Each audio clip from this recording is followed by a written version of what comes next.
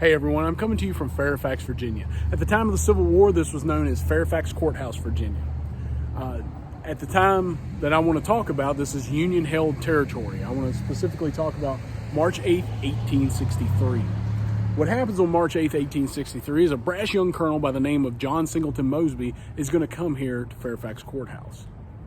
The reason is he has this bold plan of capturing Colonel Sir Percy Wyndham of the 5th New York Cavalry and Brigadier General Edwin Staunton. Mosby's going to need a lot of luck to be able to do this, and he gets that luck in the form of a deserter from the 5th New York Cavalry. That deserter is going to be able to lead him between the Federal infantry camps, past the pickets, past the cavalry, into Fairfax Courthouse. Now, when he gets here, his plan is to have everything done, have these gentlemen captured by midnight, and to be out. The reason is because if he waits too long, by the time he gets back to Confederate lines, it's going to be light and he's going to have Union cavalry on his tail. So Mosby's going to come here in the dead of night. He's going to have about 29 men with him. He's going to split them into two groups. Once he does that, one group is going to go to where he believes Sir Percy Wyndham is, and the other group's going to come here. Mosby is going to be leading this group. The group that goes for Colonel Wyndham is unsuccessful, as Colonel Wyndham is actually sleeping in D.C. on March 8th, 1863. He's not here. And the reason, just back up a second, the reason he wants Wyndham is to embarrass him. Wyndham is the leader of the 5th New York Cavalry. The 5th New York has been chasing Mosby all over the place, all over Mosby's Confederacy, and have yet to capture him. So to come in here and capture their colonel would just be a massive embarrassment to them. But Mosby's got his eyes set on a bigger prize, and that prize is asleep in the house behind me. As I said, this is the William Gunnell house, and upstairs asleep is Brigadier General Edwin Staunton. Mosby and his group are going to come here. They're going to capture the guards.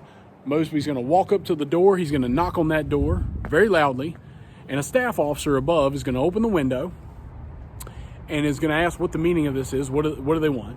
Mosby's going to lie and say he is with the 5th New York Cavalry, and he has an urgent message for General Staunton. The staff officer, not thinking about any Confederates being anywhere close, as they are miles away, and this is deep into Union territory, he's going to come downstairs. Mosby is going to be standing at that door, and when that door opens, Mosby's going to reach up, grab him by his nightshirt, pull him close, and tell him that he needs to know where the general is. This, according to Mosby, the man, the staff officer complies very quickly. He felt like he didn't have any other option. I'm sure what Mosby left out was there were probably several guns pointed at him at that point. So he felt like it was either give up the information or die not giving it up. Mosby's going to go upstairs, find where General Staunton is sleeping. The general is still sound asleep. Mosby's going to look at the general as he's sleeping. He's going to pull up his nightshirt, and he's going to promptly smack him on the rear end. This wakes the general up abruptly, and he's in a bit of shock, and he says, "What's the meaning of this? What's going on?"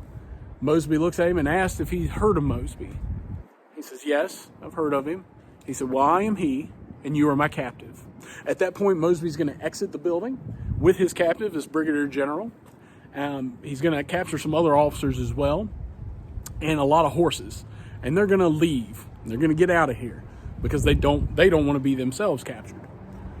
As they start to get back to Confederate lines, the captives are going to start noticing that they outnumber the captors. So a lot of them are just going to dip off into the woods. Unfortunately, for the Brigadier General Staunton, he's not going to be able to do that. Mosby's got a pretty clear eye on him. So after they get back to Confederate lines, it's a huge, major embarrassment for the Union Army. This guy just snuck in well behind their lines and captured a Brigadier General. Took him right out and not a shot fired. So a couple days later, in the New York Tribune, there's going to be an article run where President Lincoln's asked about this event. And Lincoln, being his funny self, says, "Well, I'm not as worried about the general. At the stroke of a pen, I can make a Brigadier General. But the horses were $125 a head. So just a fun little story there. Really neat event. As I said, we're coming up on the anniversary of that event in 2 days, by this brash young colonel, one of my favorite personalities in the American Civil War. So thank you for watching, and if you get a chance to come out to Fairfax Courthouse, definitely do. There's a lot of cool history here.